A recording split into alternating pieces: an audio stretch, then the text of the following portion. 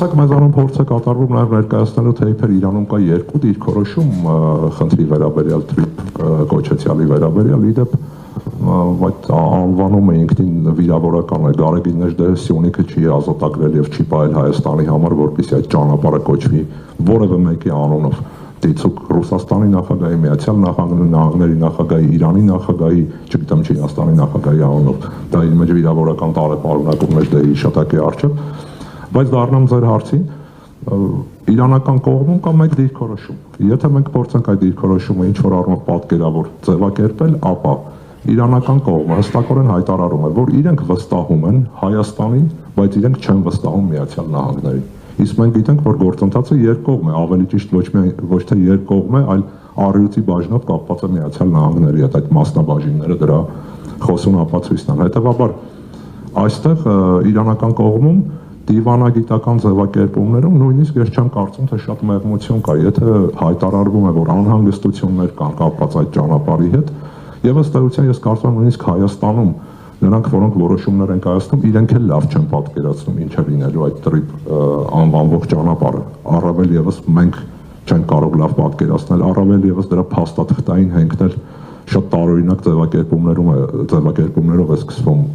ստորագրվածը կամ չգիտեմ այս հայտարարությունը կամ կոնկրետ փաստաթուղթը չունի իրավական ուժ կողմերի համար այսինքն ըստ էության սահմանվում են ինչ-որ շրջանակներ հետեւաբար իրանական կողմն էլ չի կարող լավ հասկանալ թե ինչ գործընթացի հետ իրենք կարող են առերեսվել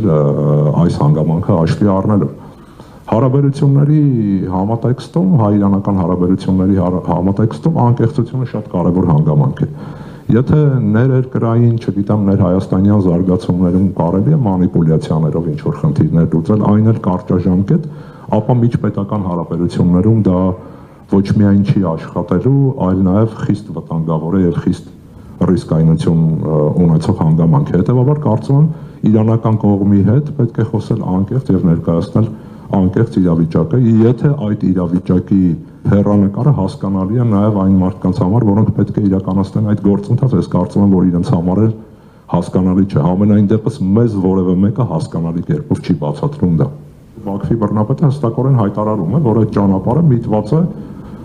իրականացնելու երկու գործառույթ։ Որևէ խոսք չկա Հայաստանի ապաշրջափակման մասին, խոսվում է բացառապես այսպես կոչված մայրցամաքային Ադրբեջան Նախիջևանի ինքնավար հանրապետության կապի մասին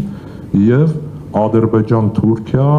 մի կողմից դեպի արևմուտք կապի մասին եւ Ադրբեջան-Կենտրոնական Ասիա մյուս կողմից դեպի արևելք կապի մասին։ Որևէ խոսք չկա այն մասին, որ այդ երկաթուղագիծը ճանապարհը շարունակվելու է դեպի Հայաստան, ընդհակառակը տեղի են ունենում տարբեր մեղմ ասած անհասկանալի գործընթացներ, երբ նաեւ գործընթացի մեջ փորձ է կատարվում ներգրավել Ղազախստանին, ինչը ըստ էության ցույց է տալիս, որ մենք գործ ունենք թուրանական ճակերտավոր աշխարհին Հայաստանի ինկորպորացիայի փորձի հետ Հայաստանը սերտ աճեցնելու այդ աշխարհի հետ որը չեմ կարծում թե մեր երազանքն է մեղմ ասած եթե չասեմ մեզ համար հսկայական ռիսկեր է պարունակում